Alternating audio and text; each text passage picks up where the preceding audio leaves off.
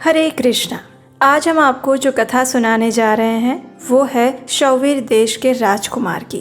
उसका नाम था संजय। अभी अभी उसके पिता की मृत्यु हुई थी। उनके देहांत के बाद अचानक से ही संजय को उस राज्य का राजा घोषित कर दिया गया। अभी तो वो बच्चा था, अभी अभी कुमार अवस्था में प्रवेश किया था।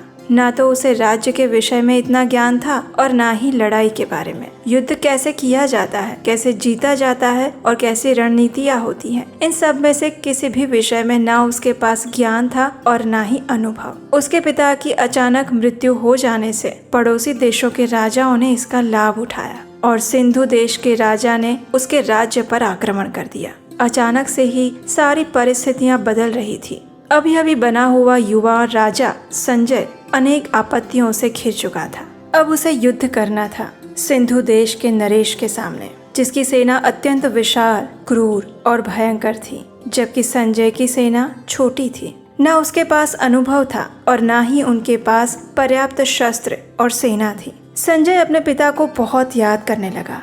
उसे समझ नहीं आ रहा था कि वो कैसे युद्ध करेगा और कैसे इतने विशाल सेना के सामने जीत पाएगा। सिंधु नरेश अत्यंत कुशल, साहसी और विशाल सेना के साथ वहां पर खड़े थे। उन्हें अनेकों युद्ध लड़ने का अनुभव था, जबकि संजय आज पहली बार युद्ध क्षेत्र में आया था। एक के बाद एक करके सिंधु देश की सेना शौवीर देश की सेना को कुचले जा रही थी। किसी भी तरह से जीतने की कोई उम्मीद नहीं नजर आ रही थी और ऐसे में संजय किसी तरह से युद्ध भूमि से बाहर निकल गया।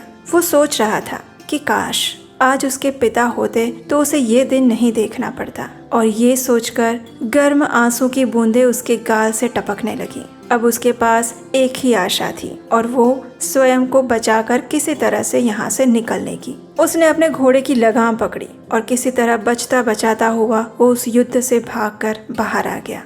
वो दुखी था, अनेकों संशय उसे घेरे हुए थे। अभी तक वो युद्ध भूमि में इसीलिए था क्योंकि उसकी माता ने उसे बोला था जाने के लिए, लेकिन अब उसे अपनी माता याद आ रही थी। वो उसकी गोद में सिर रखकर रोना चाहता था, उससे प्रेम प्राप्त करना चाहता था, आश्वासन चाहता था। और ये सोचते सोचते वो युद्ध भूमि से बाहर आकर अपनी माता के पास जाने के लिए महल की ओर दौड़ पड़ा। संजय की माता विदुला, उसने दूर से देखा कि उसका पुत्र युद्ध भूमि से इस प्रकार आ रहा है और उसने तुरंत सैनिकों को आदेश दिया कि महल के द्वार बंद कर दिए जाए। जैसे ही संजय द्वार के पास पहुंचा तो उसने पाया कि द्वार बंद थे और उसे अंदर आने के लिए मना कर दिया गया है। उसे समझ नहीं आ रहा था, ऊपर से उसकी माता देख रही थी। उसने अपनी आंखों से ही अपनी माता से पूछा, आखिर क्यों माँ? मुझे तुम्हारा प्रेम चाहिए, मैं नहीं लड़ सकता ये युद्ध। और तभी उसकी माता ने गंभीर वाणी में उसे कहा, हे पुत्र, जाओ, युद्ध भूमि में वापस जाओ। क्षत्रिय कभी भी इस प्रकार से कायरों की तरह भाग कर नहीं आते। ये सुनकर संजय आश्चर्यचकित रह गया। वो अपनी माता की ओर देखता रहा और फिर से उसकी माता ने कहा, उठो मेरे वीर पुत्र, जाओ, एक हाथी की तरह युद्ध करो और दुश्मन सेना को कुचल के आओ। तुम्हारे पास दो ही विकल्प है, या तो तुम इस युद्ध को जीत कर बहादुरी से गौरव के साथ वापस आना, या फिर उसी युद्ध भूमि में अपने प्राण त्याग देना। क्षत्रिय के लिए यही सम्मान का विषय होता है। अगर तुम युद्ध भूमि में शहीद हो जाओगे तो भी तुम्हें स्वर्ग की प्राप्ति होगी और ये मेरे लिए गर्व की बात होगी। उसकी माता के कहे हुए ये शब्द चिंगारी की भांति संजय के शरीर में दौड़ गए। उसके अंदर एक अनोखी शक्ति का संचार हुआ। उसके शब्दों ने उसे प्रेरणा दी और वो तुरंत युद्ध क्षेत्र में वापस गया। लेकिन इस बार वो और ज्यादा अधिक सशक्त मन और एक उद्देश्य को लेकर गया था। इस बार उसने सोच लिया था, या तो वो युद्ध जीत के आएगा या फिर युद्ध में मर जाएगा, लेकिन वो अपनी माता को कभी भी ऐसा कायरों वाला मुंह दोबारा नहीं दिखाएगा। एक नई ऊर्जा के साथ वो युद्ध क्षेत्र में प्रवेश करता है। बची खुची अपनी छोटी सी सेना को इकट्ठी करता है और फिर बहादुरी पूर्वक उनका संचालन करता है। एक आदर्श नेता की तरह वो अपनी सेना में हकारात्मकता और ऊर्जा से प्राण भर देता है और फिर शौवीर देश की वो छोटी सी सेना सिंधु प्रदेश की सेना के ऊपर बिजली की भांति टूट पड़ती है। उस छोटी सी सेना के साथ संजय स्वयं भी दुश्मनों के खेमे में कूद पड़ता है। एक के बाद एक अनेक दुश्मनों का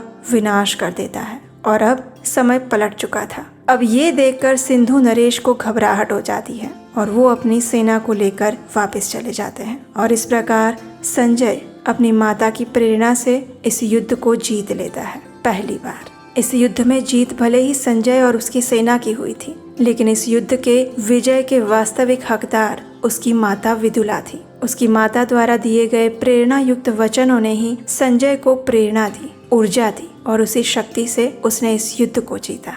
ये कथा वास्तव में महाभारत के अंदर कुंती महारानी भगवान श्री कृष्ण से कहती हैं और वे श्री कृष्ण से कहती हैं कि हे कृष्ण, आप ये कथा जाकर मेरे ज्येष्ठ पुत्र युधिष्ठिर को सुनाइए और मेरे सभी पांडवों से कहिए कि उन्हें भी युद्ध करना चाहिए। कायरों की तरह जंगल में मुंह छिपाकर नहीं बैठना चाहिए, यही क्षत्रिय का धर्म है। और इस प्रकार विदुला की ये कथा आने वाली अनेकों पीढ़ियों को प्रेरणा देती रहती है। हमारी भारत भूमि में ऐसी अनेकों माताएं हो गई जिन्होंने अपनी शक्ति से, अपनी बुद्धि से और अपनी ममता से ऐसे नर वीरों को जन्म दिया, उन्हें प्रेरणा दी, ऊर्जा दी, जिन्होंने आज तक भारत की अखंडता पूर्वक रक्षा की है और हमारी भारतीय संस्कृति को सजग रखा है। भय सबके जीवन में आता है, डर सबको लगता है, लेकिन वीर और महान वही होता है जो इस भय को पीछे छोड़कर आगे बढ़ता है, उसकी उपस्थिति में भी हिम्मत रख के अपने जीवन में आगे बढ़ने का प्रयास करता है और जीत और सफलता उसी को प्राप्त होती है। मुश्किल स्थिति में जब जीवन में ऐसे प्रेरणादायक वचन सुनने के लिए मिल जाए, किसी न किसी माध्यम से, किसी के द्वारा ऊर्जा और प्रेरणा जब मिलती है तो मनुष्य को आगे बढ़ने का उत्साह मिलता है। जब आप भय का सामना करते हैं तो फिर वो भय आपको हरा नहीं सकता कभी भी। वास्तव में सफलता आंतरिक बाबत होती है और उसके बाद वो बाहर में दिखती है।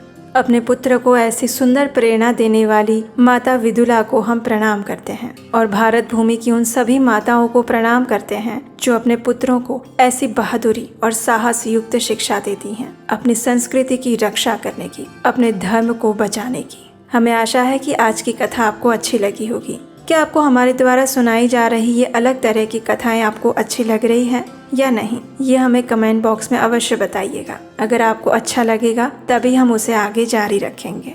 ऐसी एक सुंदर कथाओं को सुनते रहने के लिए आपके अपने चैनल को सब्सक्राइब कर लीजिए, नोटिफिकेशन ऑन रखिए, वीडियो को लाइक कीजिए और शेयर कीजिए। बस इतना ही करना है और आप एक आदर्श भारतीय संस्कृति के निर्माण में अपना हाथ बढ़ाएंगे और हम आपसे मिलेंगे ऐसी ही सुंदर कथाओं के साथ बहुत जल्द।